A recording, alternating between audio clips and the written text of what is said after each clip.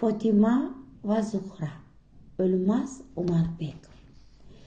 Oddiy bir qishloqdagi kutilmagan falokatlar qonun posbonlarining e'tiborini tortdi.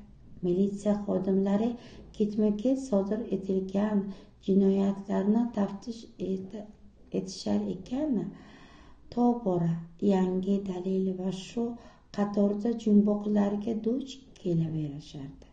Bir guruh nafsi buzuqlarning og'ufurushlik biznesi ko'plab begunohlar o'limiga sabab bo'ladi.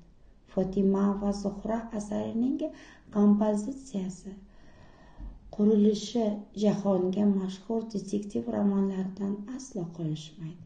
Kitobni o'qir ekansiz, o'zbek adabining mana shunday qiziqarli asar yoza olganiga chin dildan tahsinlar o'qib, muallifning tasavvur olamiga qoyil qolasiz.